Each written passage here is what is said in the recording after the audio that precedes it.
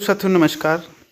Daily grow YouTube channel में आपका एक बार फिर से स्वागत है। इस वीडियो में हम लोग देखेंगे किन पैरामीटर्स पर प्रधानाध्यापक अध्यापक और अध्यापिका का मूल्यांकन होगा, वो भी गुप्त तरीके से। तो आप वीडियो को अंत तक ज़रूर देखें। साथ ही आप इस पीडीएफ को भी डाउनलोड कर सकते हैं जिसमें पैरामीटर्स लिखे हुए हैं। उसका लिंक आपको इस वीडियो के डिस्क्रिप्शन में मिल जाएगा।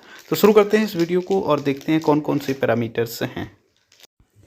तो देखते हैं इस वीडियो में हम लोग जो ऊपर हेडिंग आप देख पा रहे हैं, प्रधान अध्यापका हेतु पैरामीटर्स रखे गए हैं और इन पैरामीटर्स के आधार पर इनका मूल्यांकन किया जाएगा। उसी आधार पर एक रिकॉर्ड तैयार किया जाएगा, पोर्टफोलियो तैयार किया जाएगा। इसके बाद में हम इसमें देखते हैं सबसे पहला पॉइंट, इसमें क्या बिंदु दिए गए उनको देख लेते हैं। तो बिंदु क्रम संख्या है। सबसे पहले क्रम संख्या के बाद में दूसरे नंबर पे है मूल्यांकन के पैरामीटर और तीसरे नंबर पे है प्रतिशत या अंक जो दिए जाएंगे और उसके बाद में टिप्पणी है। तो पहला नंबर पॉइंट में लिखा है ऑपरेशन कायाकल्प के अंतर्गत विद्यालय में अवस्थापना सुविधाओं की स्थापना। इसके लिए यदि आपने विद्यालय में संतृप्तिकरण पूर्ण कर लिया है तो आपको 10 नंबर दिए जाएंगे। यदि आपका संतृप्तिकरण पूर्ण नहीं है, जो कि पीछे लिखा हुआ है कि यदि आपके 14 पैरामीटर्स जो दिए गए हैं उनके आधार पर संतृप्त नहीं है तो उस स्थिति में आपको 10 अंक नहीं मिलेंगे, वहाँ पर आपको 0 अंक प्रदान किए जाएंगे। उसके बाद में देखते हैं 2 नंबर पॉइंट। तो आख्या वर्ष 2020-21 में विद्यालय में औसत छात्र उपस्थिति की बात यहाँ पर की गई है, जो कि नया सेशन चलने वाला है। उसमें यदि आपके 60 से 80% तक उपस्थिति रहती है तो आपको 5 अंक प्रदान किए जाएंगे और यदि 80% से ऊपर उपस्थिति रहती है तो आपको 10 अंक प्रदान किए जाएंगे। और ये आगे लिखा हुआ है कि सत्र 2020-21 हेतु लागू नहीं। तो जो यहाँ पर लिखा है इसको थोड़ा मैं स्पष्ट नहीं कर सकता हूँ, क्योंकि यहाँ पे लिखा है ये लागू नहीं होगा 2020-21 के लिए। और आगे लिखा है आख्या वर्ष 2020-21 में छात्रों की औसत उपस्थिति। तो मेरे ख्याल से जो सत्र अभी पिछला वाला था 2019-20 का, इसमें यहाँ पर होना चाहिए पीछे जो लागू नहीं हो, क्योंकि अभी पर बच्चे जब विद्यालय आ ही नहीं रहे तो उनका किस प्रकार से आकलन या जो भी हो, मैं समझता हूँ जो लिखा है वो सही होगा। 3 नंबर पॉइंट पे चलते हैं और इसमें लिखा है प्रधानाध्यापक की औसत उपस्थिति का प्रतिशत। यदि प्रधानाध्यापक 60 से 80% तक उपस्थित रहते हैं तो उनको 5 अंक प्रदान किए जाएंगे और यदि 80% से अधिक उपस्थित रहते हैं तो उनको 10 अंक प्रदान किए जाएंगे। फिर पीछे लिखा है सत्र 2020-21 हेतु लागू नहीं। टैबलेट की उपलब्धता के क्रम में अग्रिम सत्रों में लागू किया जाएगा। मतलब ये चीज़ जो है, ये टैबलेट जब उपलब्ध हो जाएंगे विद्यालयों में तब आगे आने वाले जो सत्र होंगे उनमें लागू किया जाएगा, ऐसा इसमें लिखा हुआ है।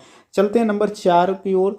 लर्निंग आउटकम की अंतिम परीक्षा में सहायक अध्यापक अध्यापिका द्वारा पढ़ाए गए विषय का ग्रेड, यहाँ से भी अंक मिलेंगे। जो लर्निंग आउटकम होगी, परीक्षा होगी, अंतिम परीक्षा, उसमें सहायक अध्यापिका और अध्यापक द्वारा पढ़ाए गए जो विषय ग्रेड हैं, जैसे यदि ए ग्रेड पे आते हैं मूल्यांकन में तो 20 अंक, A+ में 20 अंक, ए में 16 अंक, बी में 12 अंक, सी में 8 अंक और डी में केवल 4 अंक दिए जाएंगे। फिर यहाँ पर टिप्पणी पीछे लिखी हुई है कि यदि कक्षा के 75% या उससे अधिक छात्र A+ अथवा ए कैटेगरी में आते हैं तो 20 अंक, अन्यथा 0 अंक मिलेंगे।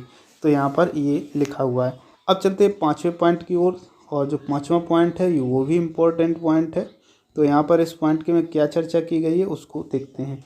दीक्षा पोर्टल का उपयोग, छात्रोपयोगी डिजिटल शिक्षण सामग्री का शिक्षण में नियमित प्रयोग करने पर 10 अंक।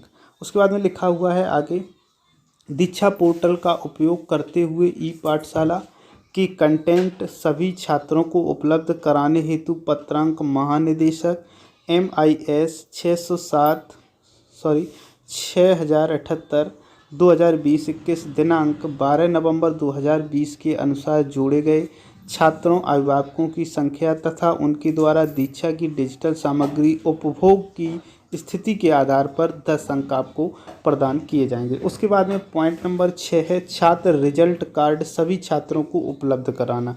तो इस स्थिति में यदि आप रिजल्ट कार्ड सभी छात्रों को उपलब्ध कराते हैं तो 100% वितरण करने पर आपको 10 अंक यहाँ से मिलेंगे। और पीछे लिखा है वास्तविक आंकड़ों के आधार पर। वास्तव में मतलब ऐसा होना चाहिए, छात्र रिजल्ट कार्ड वितरित होने चाहिए, तभी आपको 10 अंक प्राप्त किए जाएंगे। उसके बाद में 7 नंबर पॉइंट एसएमसी की नियमित बैठकों में प्रतिमाह बैठक करने पर 10 अंक यहाँ पर निर्धारित किए गए हैं, यहाँ से 10 अंक दिए जाएंगे। और उसके बाद में लिखा हुआ है वास्तविक आंकड़ों के आधार पर। इसके बाद में नेक्स्ट है 8 नंबर पॉइंट। तो यहाँ पर छात्रों द्वारा पुस्तकालय का प्रयोग किस प्रकार से किया जा रहा है। नियमित यदि प्रयोग किया जा रहा है तब आपको 10 अंक प्रदान किए जाएंगे। और पीछे लिखा हुआ है कि वास्तविक आंकड़े के आधार पर, मतलब ऐसा नहीं यहाँ पर चलने वाला है कि फॉर्मली ऐसे ही आपने लिख के दे दिया कि हमारे यहाँ ये सब कुछ हो रहा है, तो ऐसे मानने को तैयार नहीं है शासन प्रशासन। यहाँ पर वास्तविक आंकड़े देखे जाएंगे।